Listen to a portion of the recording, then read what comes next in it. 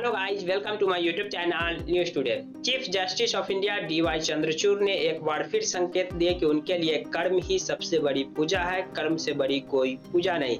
22 जनवरी को अयोध्या राम मंदिर प्राण प्रतिष्ठा समारोह कार्यक्रम में chief justice of India DY Chandrachud को भी निमंत्रण मिला था, लेकिन chief justice of India DY Chandrachud इस कार्यक्रम में जाने के बजाय सुप्रीम कोर्ट में मामले की सुनवाई करते नजर आए, जिससे यह संकेत मिलता है कि सीजीआई के लिए कर्म ही सबसे बड़ी पूजा है, कर्म से बड़ी कोई पूजा नहीं। और बतौर कार्यकाल, उनके जो कार्यकाल के दौरान जो केसेस के निपटारा हमें देखने को मिले, इससे भी मालूम पड़ता है कि सीजीआई अपने कर्म के प्रति कितना ज्यादा एग्रेसिव है।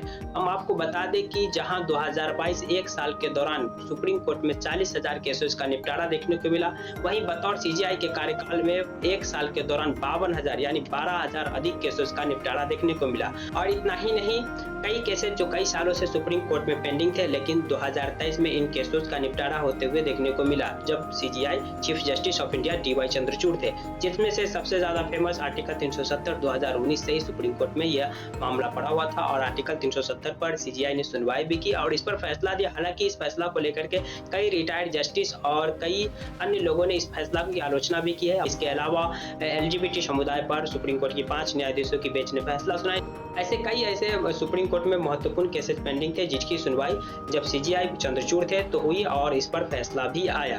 और इतना ही नहीं, हम आपको बता दें कि 2019 में जब बाबरी मस्जिद और राम मंदिर विवाद पर सुप्रीम कोर्ट ने फैसला सुनाया, सुप्रीम कोर्ट की जिस बेंच ने फैसला सुनाई, यानी 5 जजों की बेंच थी, संविधान पीठ थी, और उस बेंच के सदस्य में एक chief justice of India DY Chandrachud थे। यानी उस बेंच में 5 जजेस जो शामिल थे, 5 जस्टिस जो शामिल थे, जिसकी अगुवाई रंजन गोगोई कर रहे थे। और रंजन गोगोई के अलावा अन्य जजेस की बात करें तो ऐसे बोबड़े, एस अब्दुल नजीर, इसके अलावा जस्टिस अशोक भूषण और जस्टिस डीवाई चंद्रचूड़ शामिल थे।